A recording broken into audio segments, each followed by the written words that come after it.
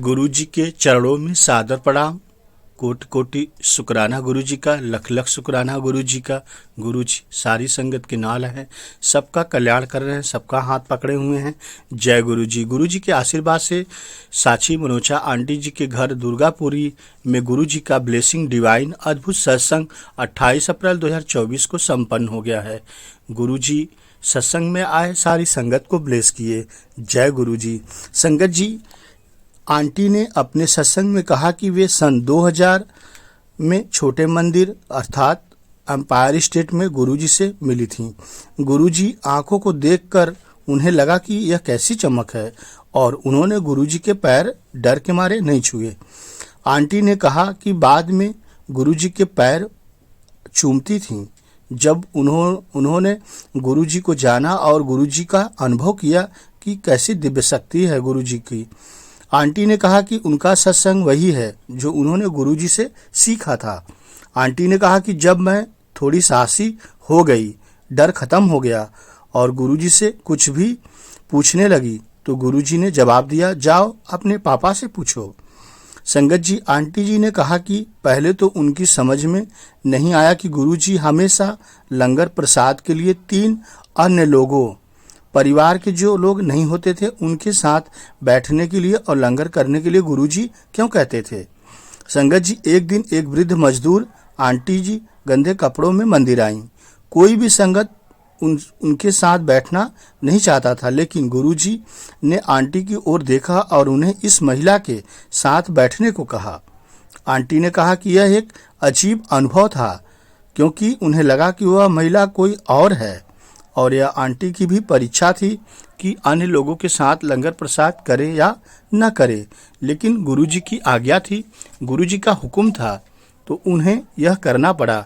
और जब उन्होंने लंगर अन्य संगत के साथ किया तो यह एक अद्भुत ब्लेसिंग उनको मिली और उन्हें एहसास हुआ कि गुरुजी मानव रूप में महाशिव हैं, भोलेनाथ हैं।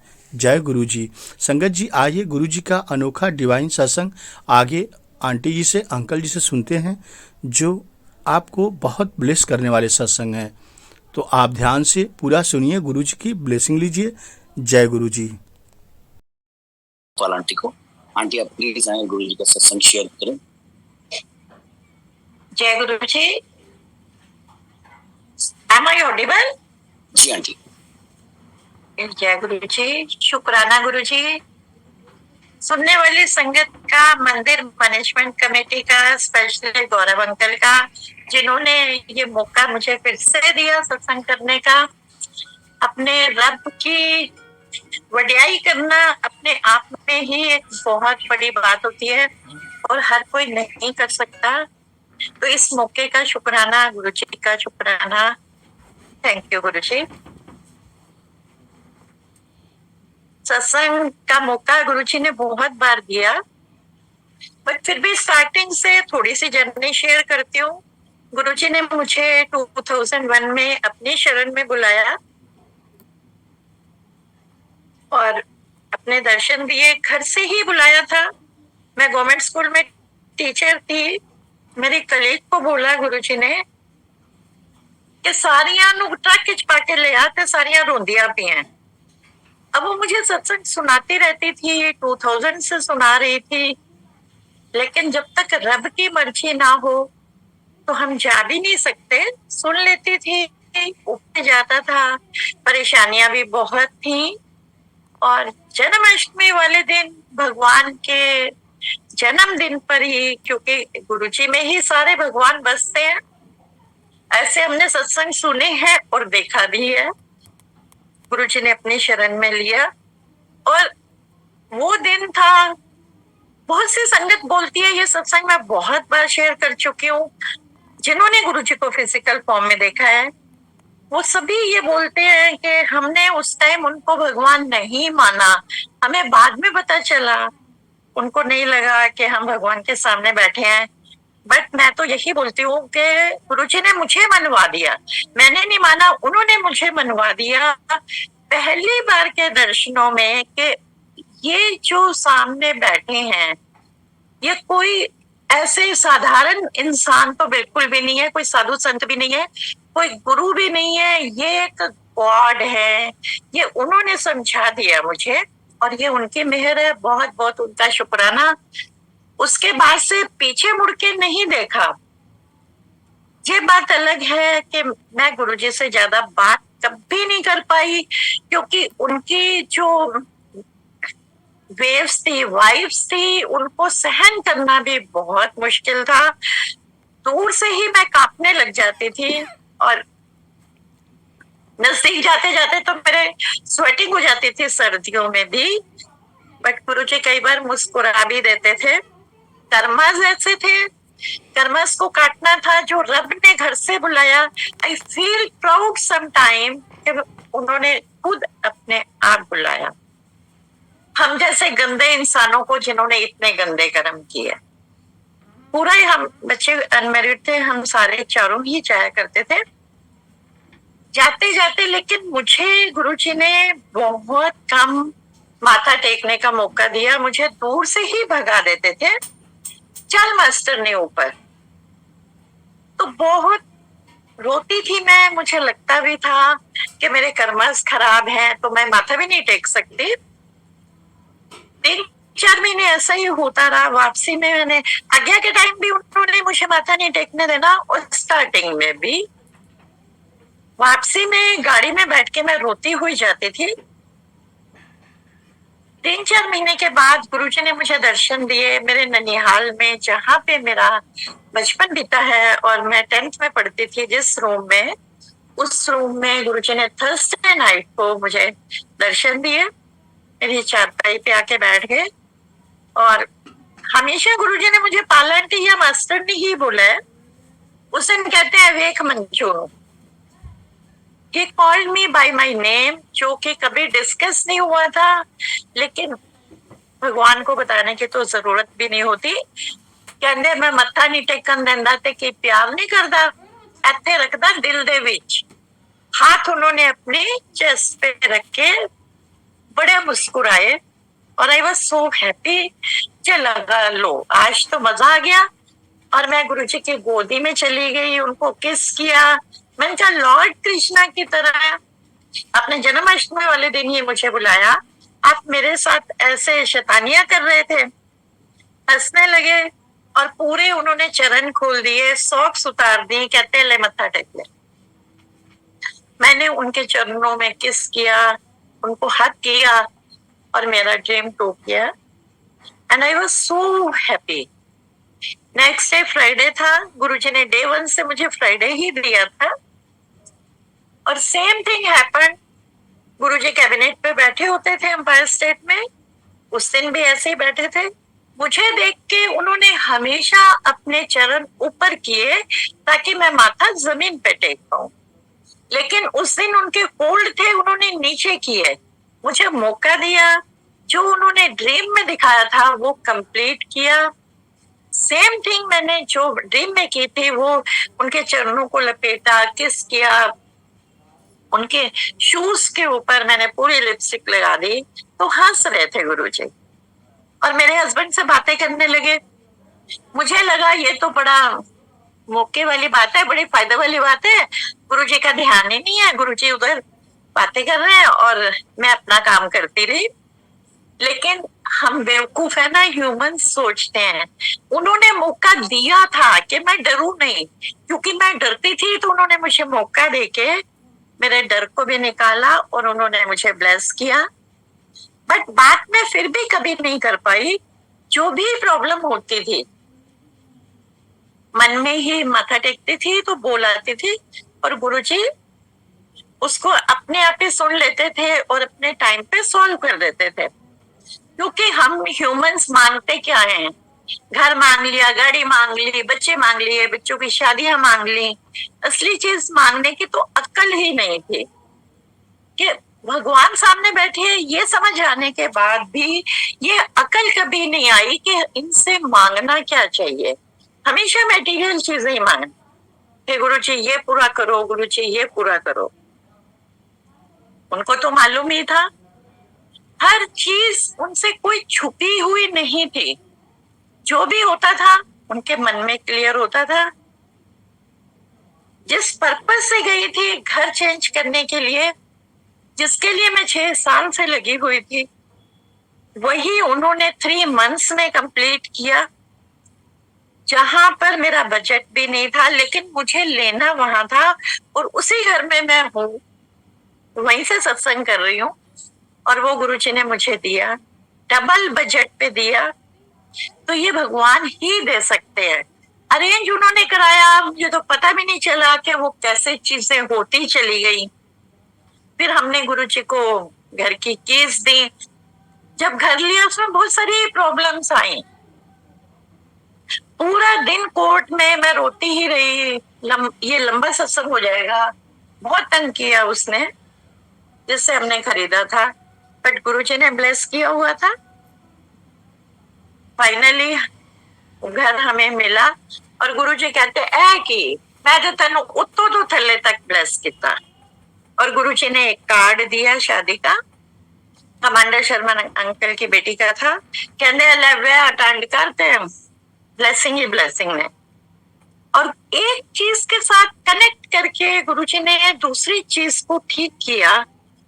रात के टाइम गुड़गांव जाना, उस टाइम ना कोई जीपीएस होता था, हमारे पास गाड़ी भी मारुति 800 होती थी। गुरुजी ने कार्ड दे दिया और ये बोला ब्लेसिंग है। ब्लेसिंग ना भी हो, जब रब ने दे दिया, इतनी बात तो हमारे चारों मेंबर्स को घर में समझ आ गई थी कि ये क्या चीज है। और मेरे हस्बैंड जैसे डरपोक इंसान, वो 10 बजे के बाद घर से बाहर नहीं निकलते थे। उन्हें लगता था पता नहीं जैसे सारी दुनिया बाहर चोरी घूम रही है। लेकिन उन्हीं के हाथ में दिया था। खुद हम गए, रास्ते में हमें कहीं पूछना नहीं पड़ा। हम शादी अटेंड करके सुबह 3 बजे घर आए। तो दोनों चीजें निकाली, हस्बैंड का डर भी निकाला, ब्लेसिंग भी दी, और घर तो ब्लेस किया ही किया। 13 नंबर किया। कहा भी गुरुजी ने 13 ही 13। बाबा नानक ने भी एक बार रोक के बोला था, 13 पे रुक गए थे कि सब भगवान का। तो लोग बुरा मानते हैं, लेकिन मुझे उन्होंने वो घर ब्लेस किया। खुद अपने हाथ से चाबियां और पेपर रात को दिखाए थे। वो पेपर इसलिए दिखाए थे क्योंकि प्रॉब्लम्स आनी थी, उन्होंने ऑलरेडी ब्लेस कर दिया था। जो इतना काटना होता है, तो एक ही दिन गर्मी के महीने में, मई के महीने में कोर्ट में बैठ के रोना अपने आप में कोई बहुत बड़ा कर्म था जो गुरुजी ने कटवाया। एनीवेज हमारी जर्नी चलती रही, एक के बाद एक ब्लेसिंग गुरुजी ने दी। बट मेरे हस्बैंड की स्पिरिचुअल अपलिफ्टिंग भी की। उनको उस टाइम भी टेलीपैथी में गुरुजी सब चीज क्लियर करते थे, और वो उन्होंने क्लियर किया। मेरी डॉटर की जैसे मैरिज कराई 2005 में, यूएस में कराई। 6 में वो गई, 1 साल की वेटिंग थी, वो भी 13 मंथ्स की वेटिंग थी। उसके साथ भी थोड़ी सी दिक्कत आई, फिजिकली खांसी वांसी हो गई थी, जो गुरुजी ने अपने पे ली।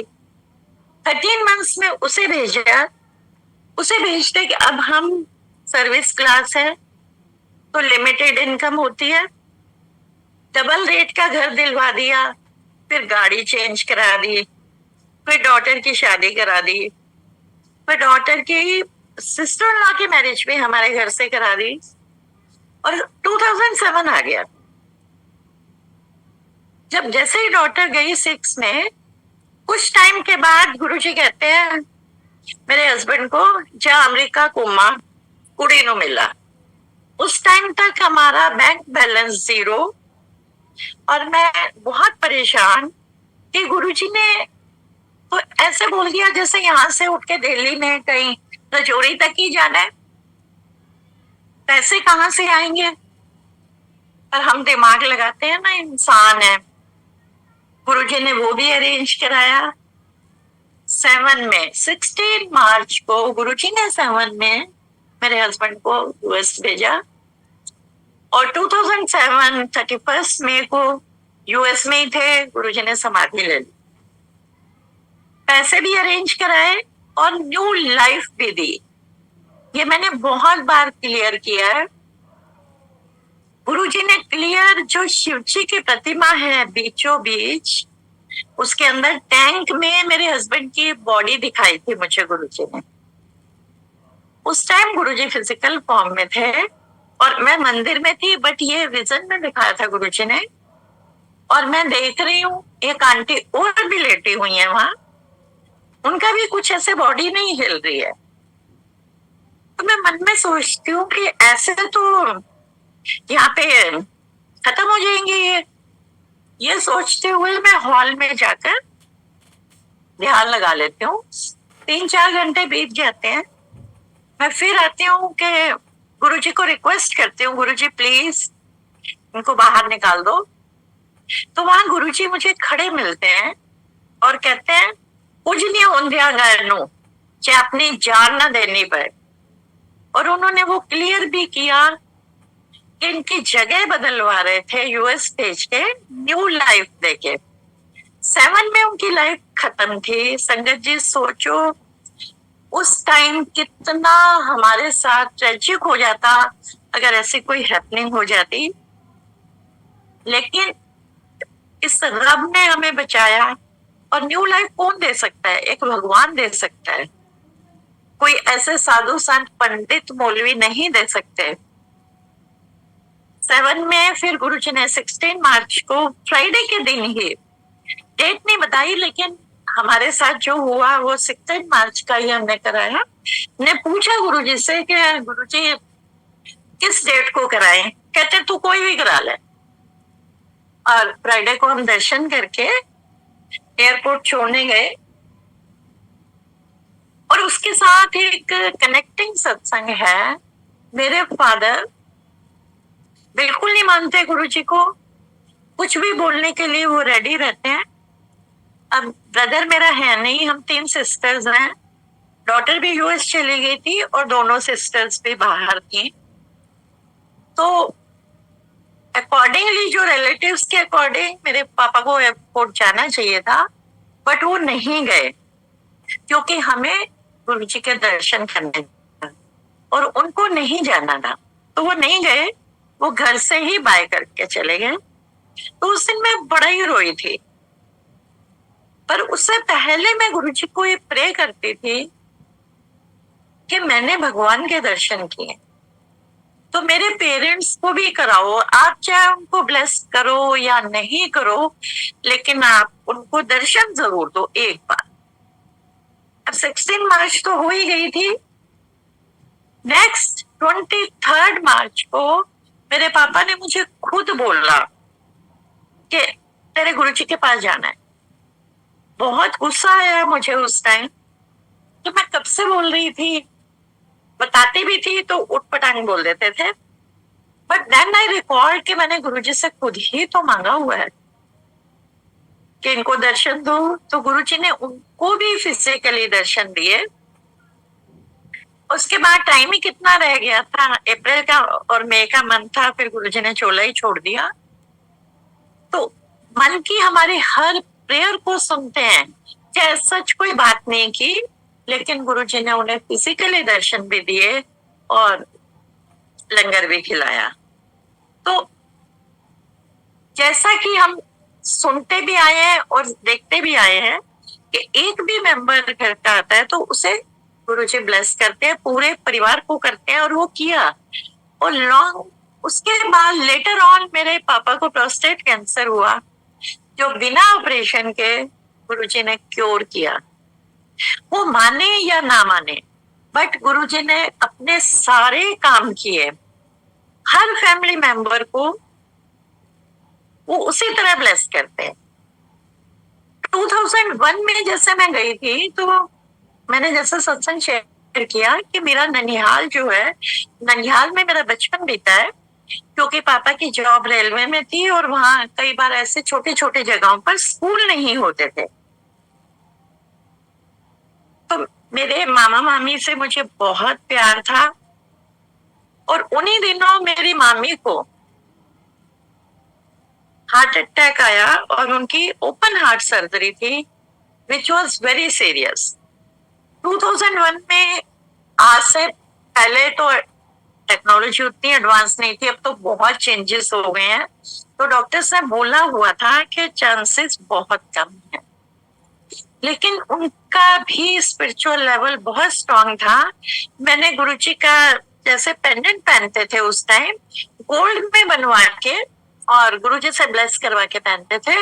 अब तो पता नहीं कितना कुछ बनने लग गया है। मेरे according that is very very wrong. हर चीज में गुरुजी के स्वरूप लगा देते हैं। ओनली गले में ही हम पहनते थे और गुरुजी से ब्लेस करवा लेते थे। तो वो जब भी गुरुजी के पेंडेंट को मेरे गले में देखती थी तो माथे से लगा के उन्हें प्रणाम किया करती थी। तो उनके ऑपरेशन के टाइम मेरी मदर की डेथ हो गई थी 74 में, जबकि हम बहुत छोटे छोटे थे, हम 4 सिस्टर्स थे।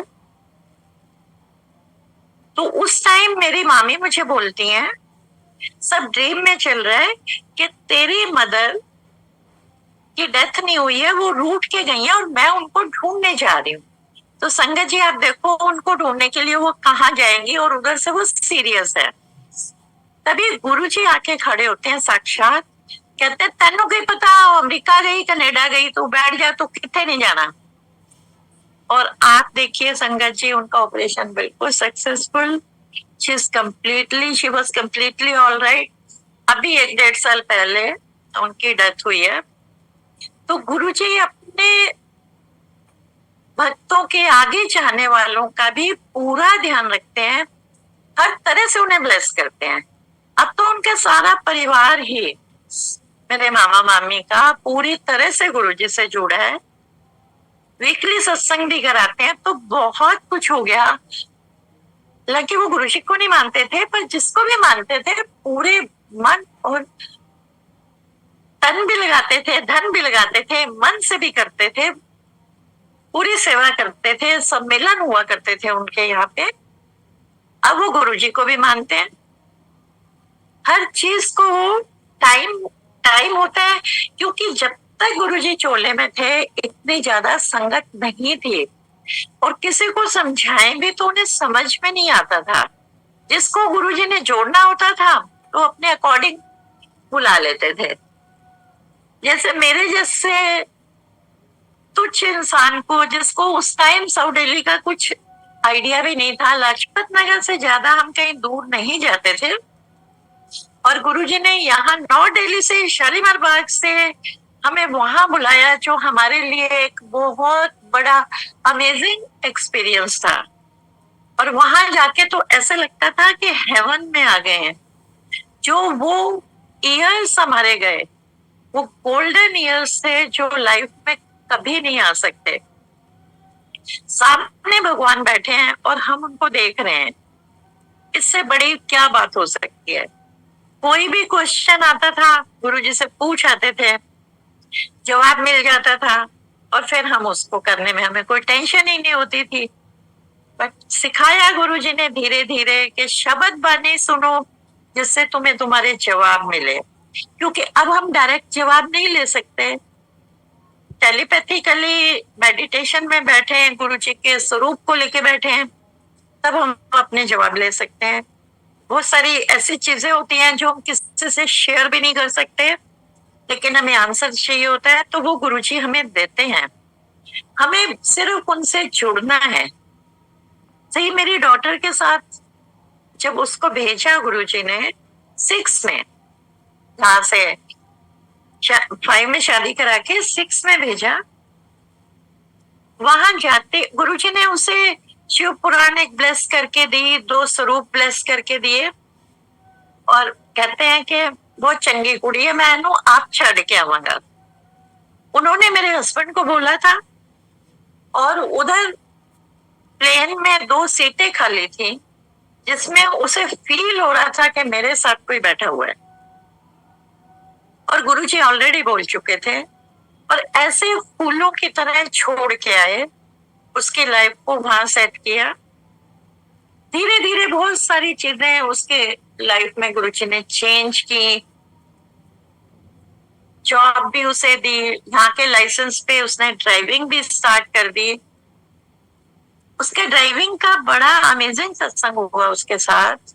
यहाँ ड्राइव करती थी, उसका पैशन था ड्राइविंग में, उसे बहुत इंटरेस्ट था और यहाँ के ड्राइविंग पे उसे वहां का लाइसेंस भी मिल गया, लेकिन फाइनली लेना था। पर मजे वाली बात, 2 बार वो फेल हो गई। तीसरा और लास्ट जब चांस था, वो बहुत ज्यादा परेशान थी, थोड़ी तबीयत भी खराब थी। तो उसने गुरुजी को बोला, गुरुजी अब तो मैं जॉब पे भी नहीं जा पाऊंगी, क्योंकि मुझे फिर रिटर्न प्रोसेस से सब जगह से निकलना पड़ेगा। तो उतनी देर में एक अंकल आए जो गुरुजी की तरह ही थे। उन्होंने इनसे पूछा, बेटा आपका लाइसेंस नहीं बन रहा, आपको दिक्कत आ रही है? तो उन्होंने बोला कि, इसने कहा हाँ जी अंकल आप इंडियन हो? कहते हैं हाँ। तो वो अंकल कहने लगे कि मैं यहाँ काउंसलर हूँ, आप मुझे पहले कहते तो मैं आपको सारी चीजें बता देता, मुझे पता है आप कहाँ पे गलती करते हो। तो माइनर मिस्टेक्स ये किया करती थी और वहीं पे ये फेल हो जाती थी। और संगत जी, उस इंसान को क्या पता कि ये कहाँ पे गलती करती है। कहते मैं तुम्हें वो करता हूँ, चलो ट्रेनिंग देता हूँ, $100 लूंगा। मैं कहा ठीक है। वो इसे ले गए और उस पॉइंट पे रोका कि यहाँ पे आप गलती करते हो। फिर एक और पॉइंट पे ले गए, कहते अब जाओ। ये लोग पूछ के गए थे इनका कितनी देर में नंबर आएगा, उतनी देर वो इसको समझाकर आ गए और वो बाहर बैठे, कहते जाओ आप टेस्ट दे के आओ। अब ये टेस्ट दे के आई और इसको लाइसेंस मिल गया। तो वो पहले से ही कहते मिल गया ना बेटा, मुझे पता था, इसको से पूछे बिना ही। मैं कहा हाँ जी अंकल मिल गया। शी वॉज वेरी हैप्पी, क्योंकि इसका लास्ट चांस था। मैं कहा अंकल आप बैठो, मैं आपके लिए चेक लेके आती हूँ, कैश लेके तो वहां कोई घूमता नहीं है। ये चेक लेने गई है। उसके बाद वो अंकल आज तक नहीं मिले, ना उनका फोन मिला, वो फोन एग्जिस्ट ही नहीं करता था, और जो मेल थी वो बाउंस बैक हो रही थी। आज तक उनका कोई अता पता नहीं। तो संगत जी, ये सब काम कौन कर सकता है? एक सब कर सकता है। उन्होंने किया। हर प्रॉब्लम से, ये देखा जाए तो वो छोटी प्रॉब्लम है, जब वो इतनी छोटी प्रॉब्लम हमारी नहीं देख सकते तो बड़ी कैसे देखेंगे? हर तरह से हमारी हर इच्छा को पूरा करते हैं। छोटी इच्छा से ही, इच्छा क्या मन में ही जो आए। मुझे एक सत्संग याद आया, जब मेरी डॉटर भी चली गई और हस्बैंड को भी भेज दिया, और 7 से पहले की बात है, 31 मई 2007 से पहले की ही बात है। मैं और मेरा बेटा अंपायर स्टेट गए। तो जनरली 9, 9:30, पौने 10 हम निकल जाया करते थे। वहां से हम निकले और मैं जॉब में थी, सुबह मुझे 6:45 स्कूल के लिए निकलना होता था। तो ऐसे ही मन में चल रहा है, और मेरा बेटा चूजी नहीं है, उसे आप अजवाइन की, प्याज की कोई भी पराठे दे दो वो खा लेता है, एडजस्ट कर लेता है। तो मुझे एकदम से ध्यान आया कि घर में आज तो प्याज भी नहीं है और इतनी अर्ली मुझे निकलना है, तो मैं इसके लिए बनाऊंगी क्या? अपने ही मन में सोच रही हूँ, और ये बात कोई गुरुजी को कहने वाली है ही नहीं और मैंने कही भी नहीं। तो साउथ कैंपस जैसे ही आया, रात के अंधेरे में 12 बजे, एक जो ये सब्जी वाली रेड़ी लेके कोई बंदा खड़ा था, उसके पास खड़ा था, खाली रेड़ी थी। तो मैंने अपने बेटे को बोला, लग रहा है कोई सब्जी वाला है, तो गाड़ी थोड़ी पीछे कर ले, हम प्याज ले लेते हैं। इसने गाड़ी पीछे की, इसने कहा लग तो रहा है। अब बैक सीट का जो ग्लास था वो खुला था। मैंने उससे पूछा भैया प्याज है? उसने वो उठा के थैले का थैला हमारी गाड़ी के पीछे रख दिया। मैंने कहा कितने के हैं? कहते 15 रुपए के। अब मैंने नोट चेक किए, एक बड़ा नोट था, 500, 1000 का था, एक 10 का था। तो मैंने उन्हें बोला कि आप या तो प्याज निकाल लो या फिर आप एक नोट खोल दो। कहते कोई फर्क नहीं पड़ता, आपने यूज किया या मैंने किया, आप ले जाओ। पहले तो मैं उनका मुंह देखती रही, मैंने कहा कैसे बोल रहे हैं। मैंने कहा मैं आपसे प्याज के ऐसे क्यों लूंगी? हंसने लगे। कहते हैं एक्चुअली मैं ना सब्जी वाला हूँ ना मैं फ्रूट वाला हूँ, मैं तो किसी की वेट कर रहा था, मैंने अपने घर के लिए लिए थे। तो संगत जी, सोचने वाली बात है कि वो प्याज ही क्यों लेके खड़े थे और मेरे दिमाग में प्याज ही क्यों आया, और पीछे ग्लास भी खुला हुआ था। खैर उनसे बात होती रही, कहने लगे कि नहीं, पैसों की जरूरत नहीं है। पर मैंने बहुत उनको बोला तो कहते हैं ठीक है, आप 10 रुपए दे दो, आप नहीं मानते तो हमारे ये रब इतनी सी प्रॉब्लम का भी सोल्यूशन रात को 12 बजे लेके खड़े थे, जबकि उसके बिना सारे काम चल सकते थे, लेकिन माइंड में आया था। जो माइंड में आता है वो ये हमेशा पूरा करते हैं। और कई बार हम कुछ सोचते हैं और गुरुजी को कुछ और मंजूर होता है। जब मेरी डॉटर जाने वाली थी अमेरिका, तो हम फ्राइडे दर्शन करने गए, तो मुझे बहुत लगता था कि बाद में 10-15 लोग बैठते हैं, फिर उन्हें प्रसाद भी मिलता है, गुरुजी उनसे बातें भी करते हैं, तो हम भी कभी बैठे। बट गुरुजी ने ऐसे कभी नहीं बैठने दिया और क्लियर भी किया कि जिसके ज्यादा कर्म खराब होते हैं उनको मेरे टाइम की जरूरत होती है, उनको मैं बैठाता हूँ। बट उस दिन उनको पता है, मेरी डॉटर को, मेरे बेटे को और हस्बैंड को, तीनों को गुरुजी ने अंदर बैठा लिया 10 बजे के बाद, जो बाकी जैसे संगत बैठती थी, लेकिन मैं बाहर वही गैलरी में बैठी हुई। अब इतनी हिम्मत नहीं होती कि अंदर अपने आप चले जाओ अगर गुरुजी ने नहीं बोला तो संगत जी पूरे ये तीनों 2 बजे तक, 2-2:30 बजे तक अंदर बैठे रहे और मैं बाहर बैठी। वहीं पे ही मैं अपने ध्यान में शब्द सुनती रही, क्योंकि उस टाइम अंदर इतने शब्द नहीं चलते थे, गुरुजी बात कर लिया करते थे। और प्रसाद मेरे पास बाहर आया, लेकिन गुरुजी ने मुझे अंदर नहीं आने दिया। जब ये लोग आए तभी हम वापस आए, और उसी दिन गुरुजी ने मेरे डॉटर को ये शिव पुराण और अपने स्वरूप ब्लेस करके दिए थे। तो उनकी मर्जी के बिना डिसिप्लिन इतना होता था। आजकल तो हम बहुत सारे, मेरे समेत, हम डिसिप्लिन को तोड़ते हैं। तब बिल्कुल भी आज्ञा नहीं होती थी। अगर उन्होंने मना किया है, 10th से शायद नीचे के बच्चे को अलाउ नहीं करते थे, तो वो एम्पायर स्टेट में नहीं आते थे। स्पेशली कभी किसी का बर्थडे हुआ तो परमिशन लेके आया करते थे। तो सारे उस डिसिप्लिन को अब हमें मानना चाहिए, पर हम नहीं मान पाते हैं। संगत ज्यादा हो गई है या जो लेके आते हैं वो नहीं समझा पाते, तो बहुत सारी चीजें ऐसी हैं जो हम नहीं फॉलो कर पाते, बट हमें करनी चाहिए। और जहां तक सेवा की बात है, गुरुजी ने खुद बोला था, कर्म कटवाने के लिए वो किसी तरह की सेवा भी कराते हैं। एक बार मेरे हस्बैंड ने बोला गुरुजी को कि गुरुजी मेरा ध्यान नहीं लगता, तो आप मुझे ब्लेस करो ताकि मैं मेडिटेट कर पाऊं। तो गुरुजी कहते हैं तनु लोड़ नहीं है। बात खत्म हो गई, गुरुजी ने कह दिया तो कोई मतलब ही नहीं है। ऐसे ही मेरे मन में आता था, मैं जब आंटियों को देखती थी कि वो किचन में लंगर बनाती हैं, तो मैं गुरुजी, जब तो गुरुजी ही देते थे और चारों दिन वही सेम आंटियां बनाती थी कि गुरुजी हमें भी कोई सेवा दे दो, चाहे आप टॉयलेट साफ करने की दे दो। ऐसे मन में थॉट आया। और फ्राइडे को जैसे हम दर्शन करके आए तो गुरुजी कहते हैं, आंटी सोमवार बड़े मंदिर जाई। हाँ जी गुरुजी, मत्था टेका और आ गए। बड़े मंदिर के लिए गुरुजी बोला करते थे कि मंडे को जाया करो, और संगत आती थी छोटे छोटे ग्रुप्स में, बाद में वो सत्संग भी किया करते थे। फ्राइडे को गुरुजी ने आज्ञा की। संडे नाइट को मेरे को ड्रीम में गुरुजी ने बड़े मंदिर के सारे टॉयलेट्स बहुत गंदे दिखाए, सब में शिट पड़ी हुई है, और सारी संगत को मालूम है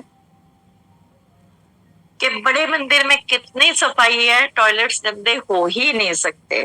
और उस टाइम में जहां 8 या 10 संगत मुश्किल से हुआ करती थी, मंडे को हम मंडे को गए, एज यूजुअल मैं वॉशरूम गई, तो जो सेम चीज गुरुजी ने मुझे ड्रीम में दिखाई थी वो वहां प्रैक्टिकली थी। आज तक मैं सोचती हूँ कि बड़े मंदिर में तो ऐसा हो ही नहीं सकता, बट वो था। और देखकर मन बहुत खराब हुआ, क्योंकि मुझे शुरू से ही ऐसा नहीं आदत। बच्चों के पोटी भी मैं बड़ी मुश्किल से साफ करते थे। तो देन आई रिकॉल्ड, उन्होंने याद कराया कि खुद ही तो मांगा था गुरुजी, चाहे टॉयलेट साफ करने की सेवा दे दो। तो फिर मैं वो करके आई, क्योंकि मैंने खुद मांगा था। तो संगत जी, ये सारी चीजें कोई ऐसे नहीं हमारी चॉइस से होती, जो हमारे मन में होता है वो उसी चीज को खुद क्रिएट करके हमें देते हैं कि तूने मांगा था। और शायद जितना टाइम गुरुजी चोले में रहे, मंडे के लिए उन्होंने मुझे 5 या 7 बार बोला होगा अलग से कि बड़े मंदिर जाना। एक जनरल ऑर्डर तो गुरुजी ने दिया ही हुआ था कि जाया करो, लेकिन अलग से जो बोला उनमें से ये एक भी था, क्योंकि मेरी डिमांड थी। तो ये हमारे रब हैं जो हमें किस तरह से हमारी हर चीज का उनके पास सोल्यूशन है, और वो बताते हैं कैसे क्रिएट करवा देते हैं। मैं तो समझ भी नहीं आता कि ये सब कैसे चल रहा है। लाइफ में ऐसे चलता रहा, बहुत सारी चीजें होती रही। वहां डॉटर को घर भी दिलवाया, उसको अच्छी जॉब भी दिलवाई। बोला हमने गुरुजी को, जब उसे थोड़ी ऐसे ही जॉब मिली थी, कहते वो नहीं है, और बढ़िया जॉब मिलेगी। उसको अलग से ब्लेस करते रहे। उसने जाने के बाद अपार्टमेंट में रहती थी, अपने घर में एक छोटा सा साइड पे गुरुजी का जो स्वरूप ब्लेस करके दिया था उसका मंदिर बना दिया, और वहां पे वो जोत चलाया करती थी। और उसने ऐसे ही अनकॉन्शियसली कहो, अनकॉन्शियसली मेरे पास वर्ड्स नहीं है बोलने के लिए, थाली में एक एप्पल रख दिया प्रसाद का, और जिसको वो रोज सोचती थी उठाओ और नहीं उठाती थी।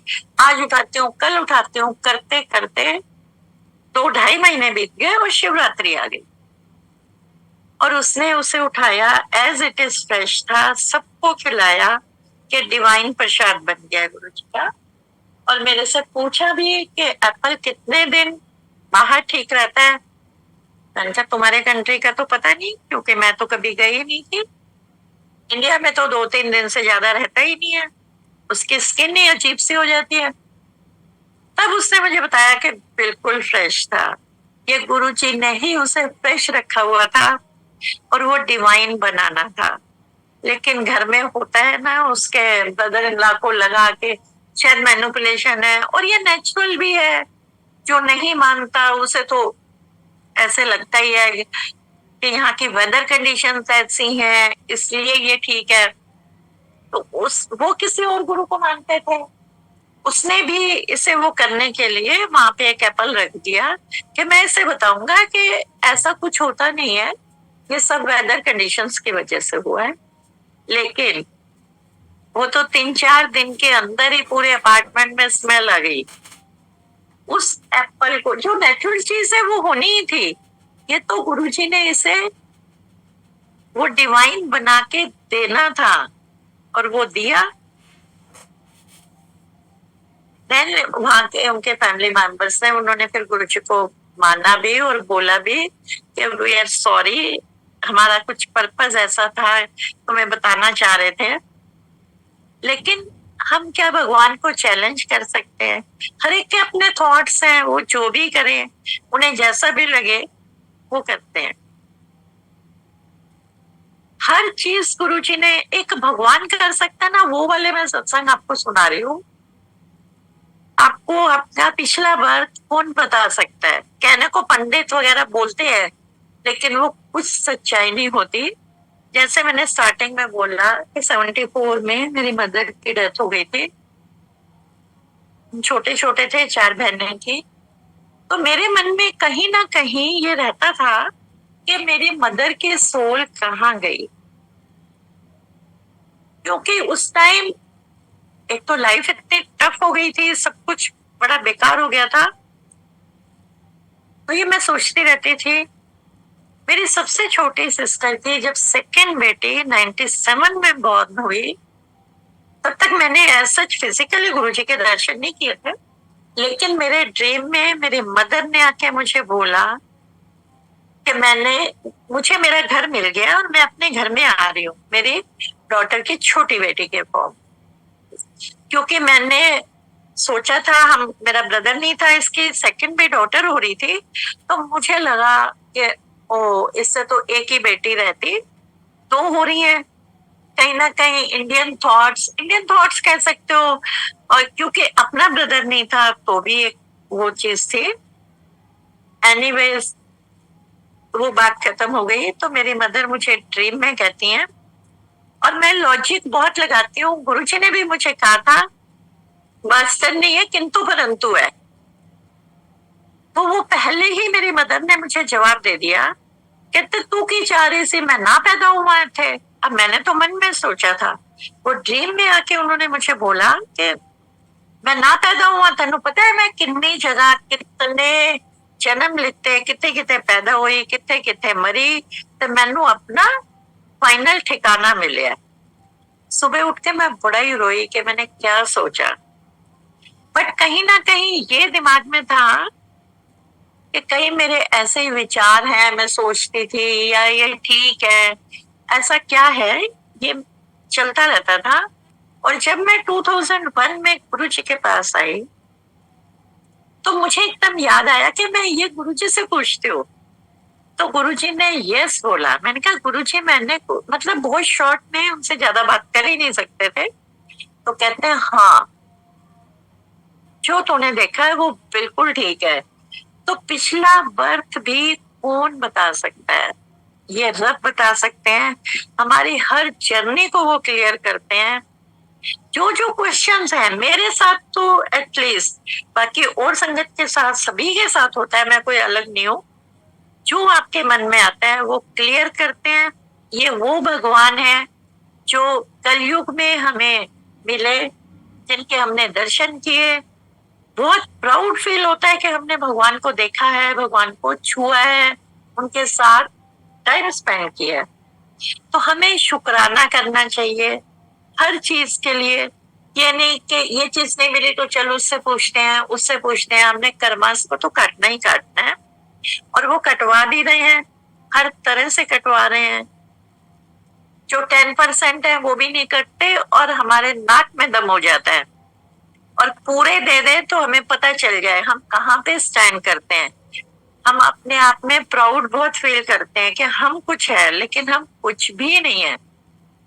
उनकी वजह से एटलीस्ट मुझे तो इतना पता है, मैं और मेरा परिवार जिंदा है। लेकिन ये नहीं मिले होते तो हम कहाँ कहाँ बिखर के, हमारी क्या क्या हालत हो चुकी होती, हम सोच भी नहीं सकते। तो थैंक यू गुरुजी। सत्संग बहुत लंबे हो जाते हैं, बहुत सारे हैं, लेकिन टाइम लिमिट होती है। सुनने वाले की भी हिम्मत होती है। कहना भी होता है कि सत्संग सुनने से बड़ा कल्याण होता है, पर कई बार मैंने देखा है संगत नहीं सुनना चाहती।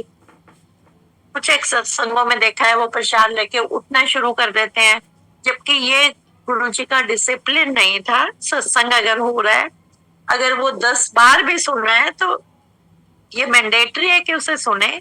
एनीवेज, इसीलिए गुरुजी बोलते थे शॉर्ट में करो, ताकि सुनने वाला भी सुन सके, और हमें अपने रब की जो है महिमा है वो भी क्लियर हम समझा सके और उनको समझ आ सके। वंस अगेन मंदिर कमेटी का, गौरव अंकल का, विक्रम, कुणाल, राजीव अंकल, सबका बहुत बहुत शुक्राना। जो भी, सबका शुक्राना ये मौका देने का, और गुरुजी का शुक्राना। Thank you Guruji, thank you so much. नई गुरुजी से जुड़ी थी, तो मैं घर में बैठ के और मैं ऑफिस में बैठ के ना गुरुजी की प्लेलिस्ट ढूंढ के बनाती थी। It was like a craze for me कि गुरुजी की प्लेलिस्ट बनानी। तो हुआ क्या कि मैं करवा चौथ पे I was invited one of my friends house, यहाँ पे संगत है वो भी, उनके घर में इनविटेशन था और मुझे किसी तरह ले गए सब उठा के और एक चेयर पे बिठा दिया दरवाजे के पास। मेरा प्लास्टर चढ़ा हुआ था। अब वो पूरा सत्संग चला, मेरे आगे राइट साइड में एक आंटी बैठी हुई थी वाइट कपड़ों में। और मैं आप सब संगत के बता दूं कि मैं इस कुवैत में 40 इयर्स से हूँ एंड ऑलमोस्ट एवरी संगत को हम जानते हैं, देख नाम नहीं पता लेकिन शक्ल से पता ही होता है कि कौन किधर है, कैसा है, दूर पास जो भी है। तो वो आंटी बैठी हुई थी जिनको मैंने पहले कभी नहीं देखा था। तो जब जैसे सत्संग खत्म हुआ वो एकदम खड़ी होके वापस पलटी मेरी तरफ और मुझे यूएसबी पकड़ा के बोलती है ये आपके लिए, इसमें सारे गुरुजी के शब्द बाणियां हैं सब। मैंने कहा अच्छा थैंक यू। मैं फिर थोड़ी देर उनको मैं पता नहीं क्यों एकदम जैप हो गई और मैं कुछ बोल नहीं पाई। थैंक यू कह के शायद मैंने थैंक यू भी नहीं बोला, पता नहीं, मुझे याद नहीं। लेकिन मैं उनको देख रही थी उधर उधर वो घूम रही थी। उसके बाद संगत जी बिलीव यू मी कि आज तक वो लेडी मुझे नहीं नजर आई कहीं भी, किसी भी संग में कहीं भी वो मुझे नजर नहीं आई। और मैं बड़े लोगों से मैंने बोला तो उन्होंने मुझे दूसरे डिफरेंट डिफरेंट आंटीज के नाम लिए। मैंने नहीं वो थी ही नहीं है जो नजर आज तक। और मैं बहुत ध्यान से देखती होती हूँ कभी सत्संग जो बड़े बड़े ग्रुप्स में हो रहे होते, लेकिन वो आंटी मुझे कभी नजर नहीं आई। तो ये गुरु जी की लीला कह लीजिए, उनकी कृपा कह लीजिए कि पता नहीं कौन से रूप में आके आपको क्या दे जाते हैं। महाराज का बहुत बहुत शुक्राना है। जय गुरु जी। सरप्राइजेस हमारे लिए वो फुल रखे हुए गुरु जी ने। तो जय गुरु जी, जय गुरु जी, शुक्राना। जय गुरु जी, शुक्राना गुरु जी, जय गुरु जी संगत जी। जय गुरु जी अंकी। किसे अभी गुरु जी की कृपा की जो बात हो रही है, तो गुरु जी कैसे कैसे कृपा करते हैं, ब्लेसिंग्स तो देते ही है और जो भी हम चाहते हैं वो सब कुछ भी देते हैं। और जो हमारी लाइफ के लिए अच्छा नहीं होता वो कैसे हमें चेंज करते हैं। हम कभी कभी ऐसा होता है ना, हम दूसरों को चेंज करने की कोशिश करते हैं, लेकिन इस बार गुरुजी ने मुझे ही मेरे अंदर इतना जो चेंज लाया है गुरुजी, वो मैं शेयर करना चाहूंगी। जैसे कभी कुछ भी बात होती थी ना, तो मुझे हैबिट है, मतलब मेरा नेचर था कि कोई भी गलत चीज हो रही तो मैं एक्शन का रिएक्शन जोर से देती थी। तो मुझे कहने को उससे कभी कभी बहुत बार नुकसान भी होता है, लेकिन कभी होता है कि आप अपनी पॉइंट रख पाते हो तो एक आपको ने जो बोला उसको सही भी हो जाता वो। लेकिन इससे जो मुझे जो लॉस हो रहा था, या मेरे लिए मेरी बॉडी पे बोलो या मुझे अपने बिहेवियर में थोड़ा सा वो चीज सही नहीं लग रही थी, लेकिन मुझे लगा था कि मैं कैसे ठीक करूं समझ नहीं आ रहा था। कोशिश करती लेकिन फिर वापस से हो जाता वैसे। एक दिन पता नहीं क्या हुआ, कुछ हम लोग ऐसी कुछ बात हो रही थी तो कहीं घर से बाहर गए मेरे हस्बैंड। मैंने उन्हें कॉल किया, कहाँ पे हो? तो बस उनका ना थोड़ा सा जो भी रिप्लाई था बहुत अच्छा नहीं फील हुआ मुझे फिर वापस से गुस्सा आया। मैंने कहा हाँ बता कि क्यों नहीं गए हो? मेरे पास ऐसे गया, तो मैंने उठा के फोन बंद कर दिया। फिर थोड़ी देर बाद फिर मेरे को लगा कि मैं गुरु जी से बोलूं, गुरु जी मुझे नहीं समझ में आ रहा है, अब आप ही देख लो कैसे करना है, मुझे कहीं ना कहीं चीजें को ट्रांसफॉर्म तो करनी होगी। फिर मैंने ऐसे मेरी फ्रेंड से बात करी, मैंने कहा पता नहीं समझ नहीं आता इन लोगों का कैसे क्या बिहेवियर होता है, हम कैसे डील करते। तो बोले रे इतना मत सोचा कर, जेंट्स कभी कभी ना ऐसा बता जाते, उनको हिडन करने की हैबिट होती है। ये जो सेंटेंस था कि हिडन करने की हैबिट होती है, ये सेंटेंस मुझे ऐसा लगा कि शायद मैं एक्सेप्ट ही नहीं करती थी। पहले भी बोलती थी मेरे सामने सब ओपन होना चाहिए, लेकिन ठीक है इट्स ओके, सभी की प्राइवेसी होती है, सब कुछ करना होता है, सबका अपना पर्सनल लाइफ भी होती है। फिर इसके बाद मैंने गुरुजी से बोला, गुरुजी ठीक है इट्स ओके, अब आप मुझे ना थोड़ा सा प्लीज स्ट्रेंथ दीजिए और मैं अपने आप को चेंज करने में मुझे हेल्प करिए। फिर जब आए मैंने कुछ भी नहीं बोला मैंने, और शाम तक मैं शांत रही। ग्रेजुअली धीरे धीरे शाम तक होते तो एकदम मेरे मतलब कुछ हुआ ही नहीं हो, और रात को जब मैं बहुत अच्छे से बात कर रही हूँ तो मुझे मेरे इसमें खुद सरप्राइज हुआ कि मैं इतना पोलाइटली और इतना मतलब नेचुरल वे में मैं कभी बात ही नहीं कर पाती थी। मैंने रिएक्शन तो देना ही होता था, लेकिन जब रिएक्शन मैंने नहीं दिया तो घर का एटमॉस्फेयर भी बहुत अच्छा रहा और हमारे रिलेशनशिप में जो एक्शन का रिएक्शन होता था उससे वो चीजें इतनी जल्दी ऐसा लगा कि कुछ हुआ ही नहीं। और लाइफ में फिर समझ में आया कि अरे इतने सालों से मेरी मिस्टेक कहाँ हो रही थी। फिर जब गुरुजी से बात करी तो समझ में आया कि नहीं, मेरा यहाँ पे फॉल्ट हो रहा था। अब मैंने रिएक्शन नहीं दिया तो उन्हें भी फील हुआ कि हाँ मुझे कहने की चीजों को ठीक करना है, और उन्होंने भी अपने सबसे एफर्ट डाले। तो ये गुरुजी की बहुत बड़ी कृपा है जो उन्होंने मुझे इस चीज को मुझे मेरे मेरे नेचर में ट्रांसफॉर्म करने में हेल्प करी है। तो बहुत बहुत शुक्राना गुरुजी का, उनकी कृपा ऐसे ही हम पे बनी रहे और हम भी अपनी काम मिस्टेक करते हैं और हमें मिस्टेक को हेल्प करे कि हम उसको इम्प्रूव कर सके। तो बहुत बहुत शुक्राना गुरुजी, जय गुरुजी। तो मुझे ऐसा लगा ये जरूर से मुझे शेयर करना चाहिए, क्योंकि बहुत से सभी हम लोग ना कभी कभी बहुत सिली चीजों पे कर जाते हैं और पता लगता है कि हम दूसरों में ही गलतियां ढूंढ रहे हैं, लेकिन नहीं, हमें भी खुद को भी अपने आप में चेंज तो करना ही चाहिए, नो डाउट। शुक्राना गुरुजी, जय गुरुजी, शुक्राना। जय गुरु जी।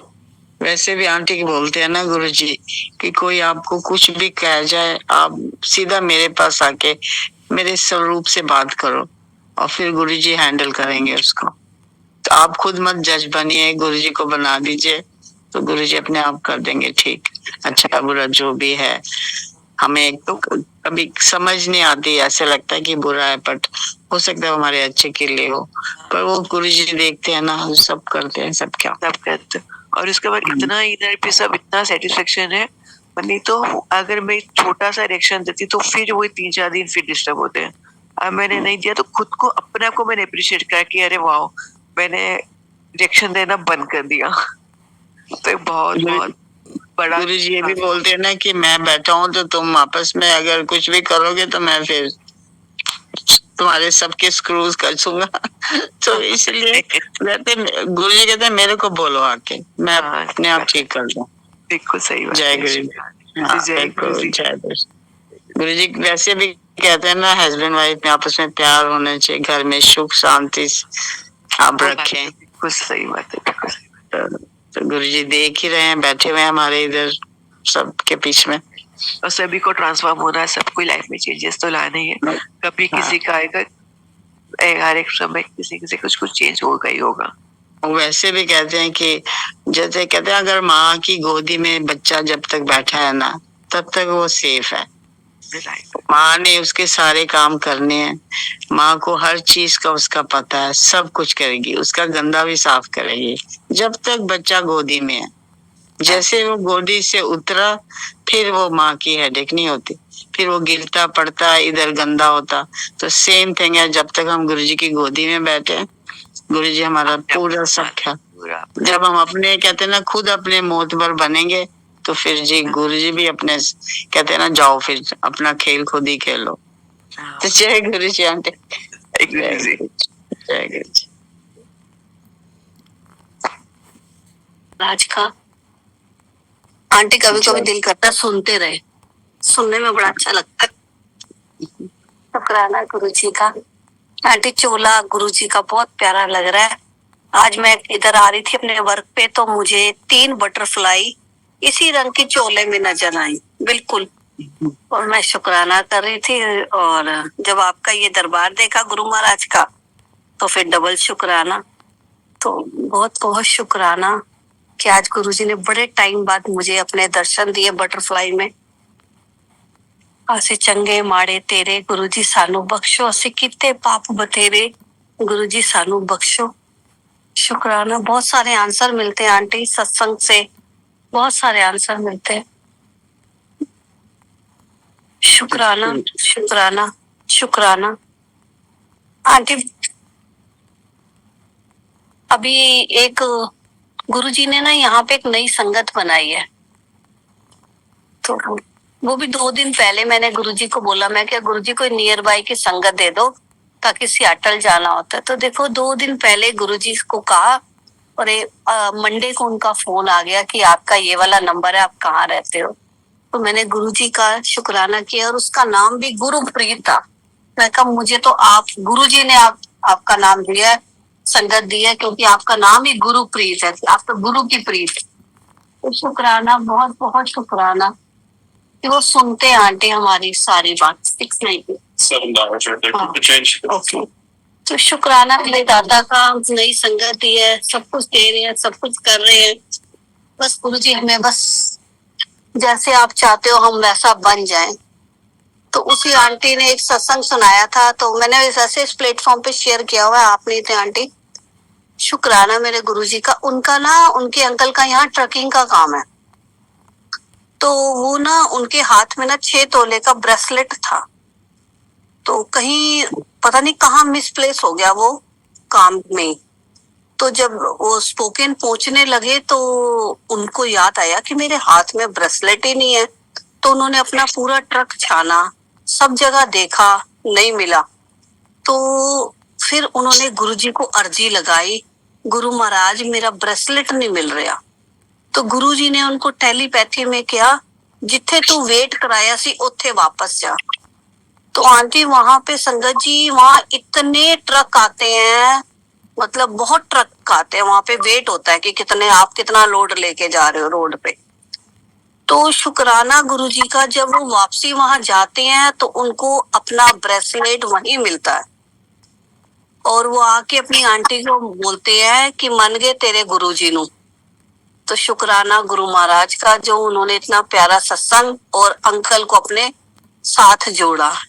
तो शुक्राना। आंटी ने यही बताया कि कभी मना नहीं करते थे, कुछ नहीं कहते थे, बट आज गुरुजी ने भी उनको अपने साथ जोड़ लिया। तो शुक्राना शुक्राना शुक्राना, जो गुरुजी हमारी खोई हुई चीजें भी लौटा देते, चाहे संगत जी वो रिश्ते हैं, चाहे हमारा नेचर है, हमें हमारी गलती का भी एहसास करा देते हैं कि जहाँ हम गलत होते हैं हम खुद, गुरुजी हमें करेक्ट भी करा देते हैं। तो ओम नमः शिवाय, शिवजी सदा सहाय। ओम नमः शिवाय, गुरुजी सदा सहाय। लड़की तो शुक्राना, उसके ऊपर जो स्टिकर लगा हुआ था वो 12 नंबर का था।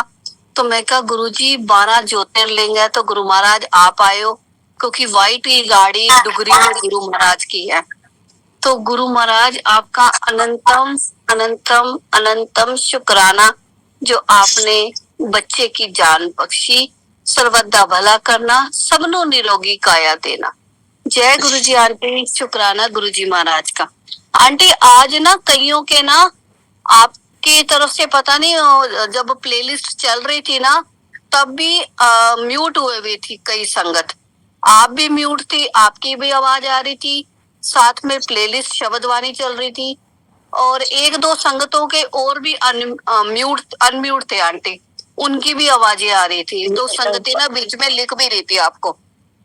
नहीं आंटी, ये पता हाँ वो मैंने पढ़ा था, क्योंकि एक्चुअली ये जूम का कुछ नया फीचर शुरू हो गया। एक तो कैमरा ऑन हो जाता है, एक ये म्यूट नहीं हो रहा था, मैं कर रही थी सबको म्यूट। तो आज पता नहीं क्या हुआ, तो नेक्स्ट टाइम से I will be more careful about this. Thank you. जय गुरु जी, जय गुरु जी।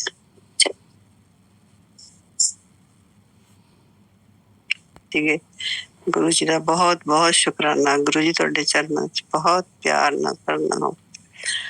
तो एक सत्संग सुनानी है कि मैं ना अपना एक मेरा भतीजा है, ਉਹਨੂੰ मतलब गुरु जी ने जोड़िया सी, मैलबोर्न ही रहंदा ते ਉਹ ਮੰਨਦਾ ਨਹੀਂ ਸੀ, ਉਹਦੀ ਮਿਸਿਸ ਮੰਨ ਰਹੀ ਸੀ ਤੇ ਉਹਦੀ ਇੱਕ ਵਾਰੀ ਡਿਲੀਵਰੀ ਟਾਈਮ ਤੇ ਉਹਦਾ ਮਤਲਬ ਜੋ ਬੱਚਾ ਸੀ ਉਹ ਪੁੱਠਾ ਮਤਲਬ ਹੋ ਗਿਆ। ਡਾਕਟਰ ਕਹਿੰਦੇ ਵੀ ਅਜੇ ਟਾਈਮ ਲੱਗੂਗਾ।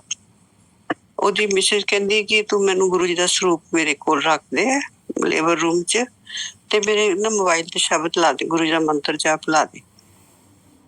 ਤੇ ਉਹਨੇ ਉਸੇ ਤਰ੍ਹਾਂ ਚਲੋ ਕਹਿਣਾ ਮੰਨ ਲਿਆ ਉਹਦਾ। ਥੋੜੀ ਦੇਰ ਬਾਅਦ ਹੀ ਉਹਦਾ ਦੇਖੋ ਸਾਰਾ ਕੁਝ ਗੁਰੂ ਜੀ ਨੇ ਇੰਨੀ ਕਿਰਪਾ ਕੀਤੀ ਕਿ ਨੋਰਮਲ ਹੋ ਗਿਆ, डिलीवरी भी नॉर्मल होगी।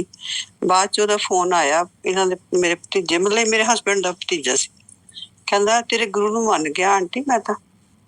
ਮੈਂ ਕਿਹਾ ਗੁਰੂ ਮੇਰਾ ਪਰਮਾਤਮਾ ਹੈ, ਤੂੰ ਮੰਨ ਕੇ ਤਾਂ ਦੇਖ, ਉਹਨੂੰ ਪੂਰਾ ਮੰਨਦਾ। ਮਤਲਬ ਗੁਰੂ ਜੀ ਨਵੀਂ ਸੰਗਤ ਪੁਰਾਣੀ ਸੰਗਤ ਤਾਂ ਕੋਈ ਨਹੀਂ, ਬਸ ਮੰਨਣ ਦੀ ਗੱਲ ਹੀ ਹੈ। ਜਿੰਨਾ ਤੁਸੀਂ ਪਿਆਰ ਦਿੰਦੇ ਹੁਣ ਉਹ ਪੂਰੀ ਸ਼ਰਧਾ ਨਾਲ ਗੁਰੂ ਜੀ ਤੇ ਬਲੀਵ ਕਰਦਾ। ਕਹਿੰਦਾ ਆਂਟੀ ਗੁਰੂ ਜੀ ਬਹੁਤ ਕੁਛ ਕਰਦੇ ਆ। ਇੱਕ ਹੋਰ ਬੱਚਾ ਸੀਗਾ, ਫਿਰ ਉਹਨਾਂ ਨੇ ਕਿਹਾ ਉਹਨਾਂ ਨੇ ਬਾਹਰ ਆਉਣਾ ਸੀ, ਪਿੰਡ ਦਾ ਹੀ ਕੋਈ ਮਤਲਬ ਬੱਚਾ ਸੀ, ਕਹਿੰਦਾ ਸਾਡੇ ਪਿੰਡ ਵੀ ਅਸੀਂ ਸਰੂਪ ਲਾ ਲਿਆ ਗੁਰੂ ਜੀ ਦਾ। ਤੇ ਉਹਨਾਂ ਨੂੰ ਮਿਲਣ ਆਇਆ ਤੇ ਕਹਿੰਦਾ ਇੰਝ ਕਰ, ਕਹਿੰਦਾ ਮੇਰਾ ਵੀਜ਼ਾ ਨਹੀਂ ਲੱਗ ਰਿਹਾ, ਕਹਿੰਦਾ ਇੰਝ ਕਰੋ ਆਂਟੀ ਨੇ ਮੈਨੂੰ ਇੱਕ ਦੱਸਿਆ ਗੁਰੂ ਜੀ, ਤੇ ਉੱਪਰ ਜਾ ਕੇ ਨਾ ਮੱਥਾ ਟੇਕਿਆ, ਅਰਦਾਸ ਕਰਿਆ। ਉਹ ਉਹਨਾਂ ਨੇ ਉੱਪਰ ਕਮਰੇ 'ਚ ਆ ਕੇ ਤੇ ਗੁਰੂ ਜੀ ਕੋਲ ਅਰਦਾਸ ਕਰਿਆ ਵੀ ਗੁਰੂ ਜੀ ਮੈਨੂੰ, ਉਹਦੇ ਫਾਦਰ ਨਹੀਂ ਸੀ ਹੈਗੇ, ਉਹ ਐਕਸੀਡੈਂਟ ਨਾਲ ਵਿਚਾਰੇ ਪੂਰੇ ਹੋ ਗਏ ਸੀ, ਕਹਿੰਦਾ ਮੈਨੂੰ ਬਹੁਤ ਪ੍ਰੋਬਲਮ 'ਚ ਹੈ ਤੇ ਮੈਂ ਜਾਣਾ। ਉਹ ਇੰਜੀਨੀਅਰਿੰਗ ਕੀਤੀ ਸੀ, ਬੱਚੇ ਨੇ ਪੜ੍ਹਿਆ ਲਿਖਿਆ ਸੀ। ਤੇ ਗੁਰੂ ਜੀ ਨੇ ਉਸੇ ਰਾਤ ਹੀ, ਦੇਖੋ ਉਹਦਾ ਵੀਜ਼ਾ ਉਸੇ ਰਾਤ ਹੀ ਆ ਗਿਆ। ਇੰਨਾ ਖੁਸ਼ ਹੋਇਆ, ਕਹਿੰਦਾ ਗੁਰੂ ਜੀ ਇੰਨੀ ਜਲਦੀ ਸੁਣਦੇ। ਮੈਂ ਕਿਹਾ ਤੇਰੇ ਦਿਲ ਦੀ ਆਵਾਜ਼ ਹੈ, ਗੁਰੂ ਜੀ ਉਦੋਂ ਸੁਣਦੇ ਜਦੋਂ ਤੁਹਾਡੇ ਮਨੋਂ ਆਵਾਜ਼ ਨਿਕਲਦੀ ਹੈ। ਮਤਲਬ ਗੁਰੂ ਜੀ ਦੀ ਆ ਬਹੁਤ ਹੀ ਮਹਿਮਾ ਹੈ। ਗੁਰੂ ਜੀ ਪਤਾ ਨਹੀਂ ਕਿਸ ਮਤਲਬ ਸੰਗਤ ਨੂੰ। ਇੱਕ ਮੇਰੀ ਸਿਸਟਰ ਹੈ, ਕਜ਼ਨ, ਉਹ ਕਾਫੀ ਮੇਰੀ ਏਜ ਦੀ ਹੋਈ ਹੈ ਤਕਰੀਬਨ, ਉਹ ਕਾਫੀ ਬਿਮਾਰ ਸੀ ਤੇ ਮੈਂ ਉਹਨੂੰ ਕਿਹਾ, ਮੈਂ ਕਿਹਾ ਵੀ ਮੈਂ ਤੈਨੂੰ ਫੋਟੋ ਭੇਜ ਦਿੰਦੀ ਆ ਮੋਬਾਈਲ ਦੇ ਉੱਤੇ ਗੁਰੂ ਜੀ ਦਾ ਸਰੂਪ, ਤੂੰ ਦੇਖ ਲਿਆ ਕਰ। ਕਹਿੰਦੀ ਨਹੀਂ ਤੇਰੇ ਭਾਜੀ ਨੇ ਗੁੱਸਾ ਕਰਨਾ ਵੀ ਪਾਠ ਕਰਦੀ ਹੈ। ਮੈਂ ਤਾਂ ਬਹੁਤ ਕਹਿਣਗੇ ਇਹ ਕੀ ਕਰਦੀ ਹੈ।